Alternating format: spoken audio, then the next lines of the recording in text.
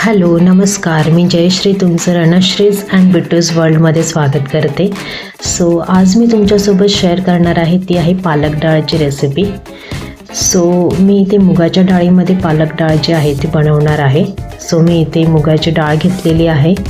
ती छान 3 ते 4 वेळा स्वच्छ पाण्याने धुवून घेतली आहे. नंतर यामध्ये एक बारीक चिरलेला टोमॅटो घेतलेला आहे. अर्धा चम्मच हळद, चवीपुरतं मीठ असं टाकून ती आपल्याला शिजवून घ्यायची आहे. आणि डाळ ही छान शिजली की नंतर मग आपल्याला तिच्यासाठी फोडणीची तयारी जी आहे ती करायची आहे. आणि मी डाळ शिजवताना त्यामध्ये पालक टाकत नाही, तर पालक जे आहे जेव्हा मी फोडणी देते डाळीला तेव्हाच मी ती ॲड करते.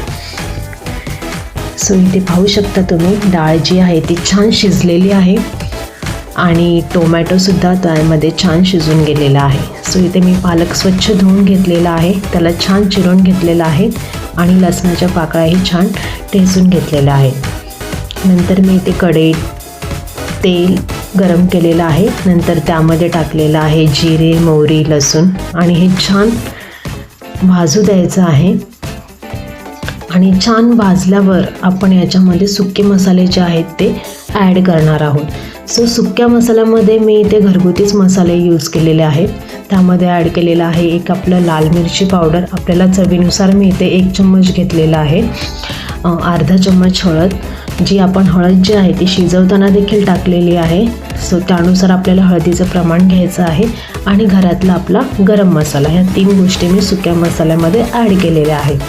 आणि हे टाकल्यानंतर आपल्याला त्यामध्ये पालक टाकायचं आहे. पालक जर आपण डाळीसोबत शिजवली तर त्याची जी सगळी जीवनसत्व आहेत ती सगळी निघून जातात. पालेभाज्या जर जास्त शिजल्या तर त्या चवीला चांगल्या लागत नाही.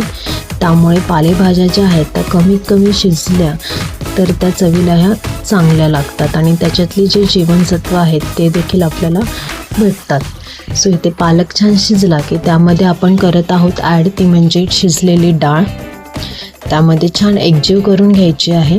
आणि आपल्याला जशी कन्सिस्टन्सी हवी आहे तशी आपण डाळीची कन्सिस्टन्सी इथे ठेवायची आहे. कोणाला जास्त पातळ डाळ हवी असते तर कोणाला मीडियम, कोणाला जाड. तर मला इथे मीडियम डाळ जी आहे ती जास्त आवडते, त्यामुळे मी ते गरजेनुसार इथे पाणी ॲड केलेलं आहे. एक मीडियम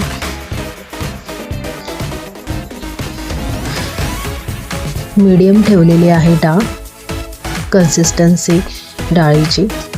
सो इथे डाळीला छान एक उकळी येऊ द्यायची आहे. आपली डाळ ऑलरेडी शिजलेली आहे आणि पालकसुद्धा छान शिजलेला आहे. आता हे छान एकजीव होण्यासाठी त्याला छान उकळी येऊ द्यायची आहे. आणि यामध्ये थोडंसं मीठ ॲड करायचं आहे. आपण अगोदरसुद्धा मीठ ॲड केलेलं, सो त्यानुसार इथे मीठ ॲड करायचं आहे. आणि इथे जी आहे आपली पालक डाळ जी आहे ती इथे रेडी झालेली आहे. सो तुम्हाला माझी रेसिपी कशी वाटली हे मला नक्की सांगा, कमेंट थ्रू कळवा. And thanks for watching. भेटूया आपण नेक्स्ट व्हिडिओमध्ये. Bye bye.